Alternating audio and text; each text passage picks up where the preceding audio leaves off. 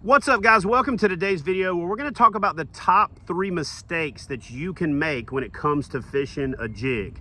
I'm going to keep this video short. I'm going to keep this video sweet, but I want to give you some kind of content that you can use to go out there and make your fishing better. I do like making long form content, and I like watching long form content where people get really in depth into a subject, but sometimes it's too much information overload. And you walk away from it more confused than you went into it. So we're going to do some really in-depth videos this year, but I also want to do a lot of these little quick hits. So let's jump into the top 3 mistakes that I think anglers make when it comes to fishing a jig.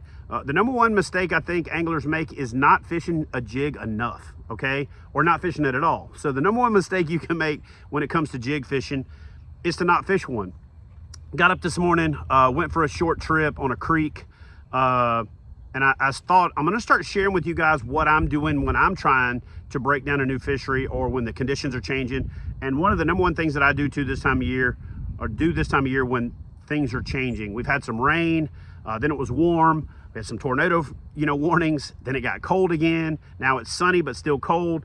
And so we've got some muddy water. We got some warm water coming into the creeks, and we got those fish kind of shooting back there. Caught a bunch of dinks. I say a bunch, like 10.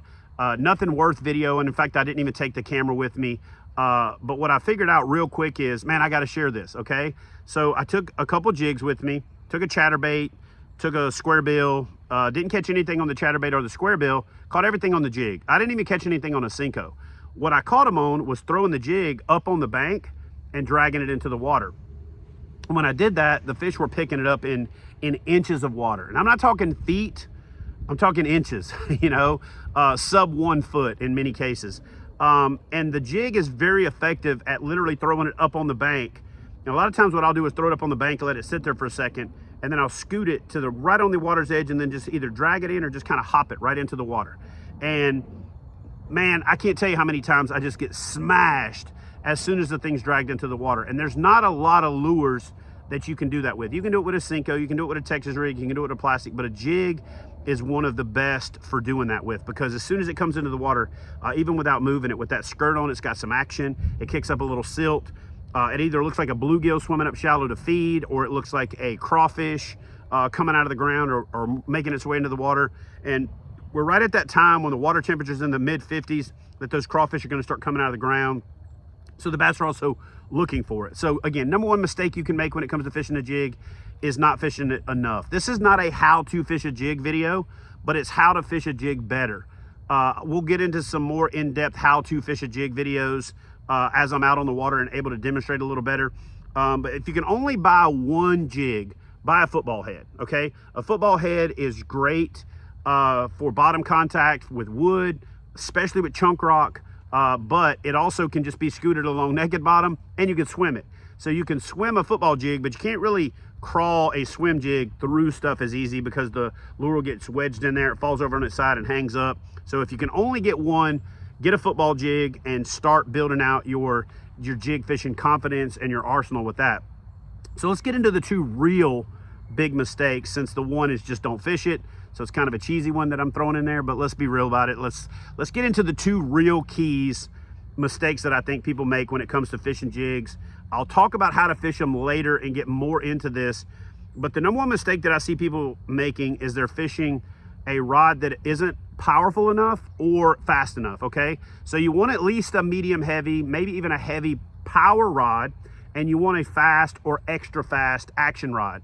I'm gonna tell you 2 reasons why you want that. 1, you want that extra power to set the hook.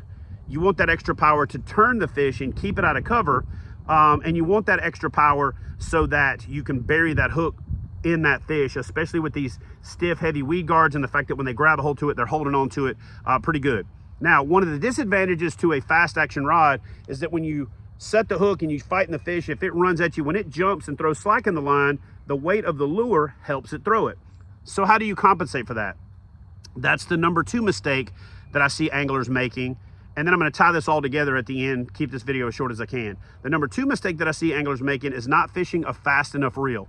We've been taught for years and years and years that for a bottom contact type presentation that you want that extra torque from that reel, and you get that from a lower gear ratio reel. That might be true if you're in a bass boat and you're cranking on that fish and it's not running at you, and you're fishing relatively short distances like a flip or a pitch or whatever. But if you're making longer casts, or if you're like me and you're in a kayak and you set the hook and the fish is coming at you and you're going at that, and just in general, in my opinion, you want that faster gear ratio reel. Now, that does two things for you too. When it comes to flipping and pitching, you throw that bait in there, scoot, scoot, scoot, pick it up, and you reel it out of there. You can pick your line up a lot faster, and you can keep that jig in the strike zone.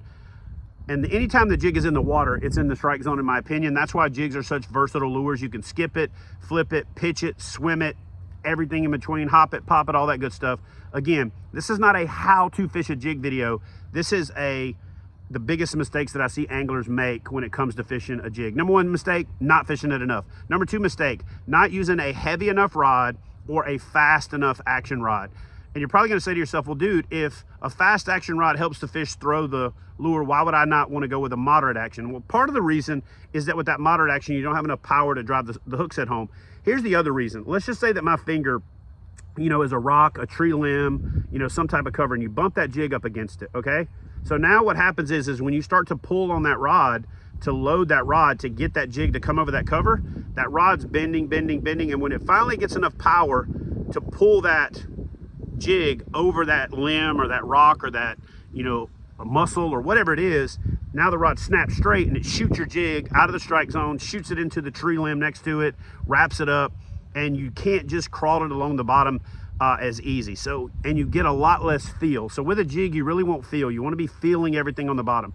You want to be counting those pebbles. You want to be feeling that limb. And when you in a treetop or a brush pile and you bring that jig up and it bumps that limb, you want to lower it down a little bit, pull it up and just drop it over that limb, and then it'll fall in, pull it up and do the same thing. And with a moderate action, if that limb's pulling and the rod's bending, when it snaps free, it shoots up and wraps up in the brush pile. And that's why a lot of folks hang up. So the number one mistake is not using a rod that's got enough power, so medium, heavy, or heavy, and not using a rod that's fast enough. You don't want a moderate action rod when it comes to jig fishing. You want a faster and extra fast.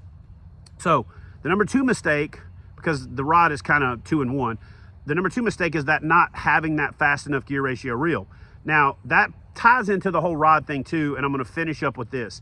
One of the biggest reasons you want that higher speed gear ratio is you're going to throw that bait out there, scoot, scoot, scoot, hop, hop. You want to be able to take up the line. A lot of times you're going to be fishing a jig in current. You want to be able to take up the line. But the biggest one is that when you set that hook, after you set the hook, you're at a disadvantage with a fast action rod, because again, if that fish jumps and throws slack in the line, it can use the weight of the hook to shake the bait.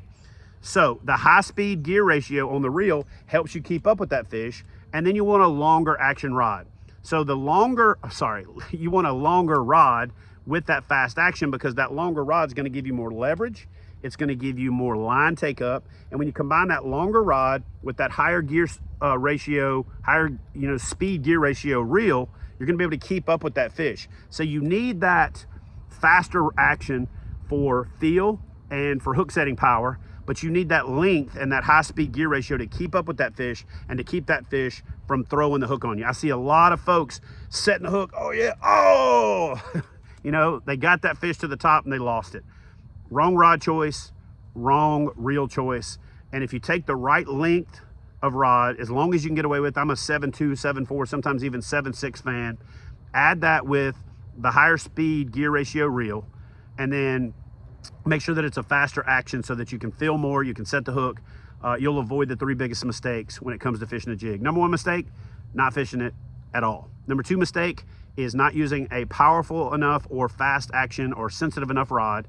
Number 3 mistake is not using a high enough gear ratio or high enough speed reel to keep up with that fish after you set the hook, to take the disadvantage away that that fast action rod doesn't have a lot of bend in it to compensate when that fish jumps. So guys, avoid those 3 mistakes, and I promise you, you'll not only put more fish in the boat with a jig this spring, you'll do it all year long.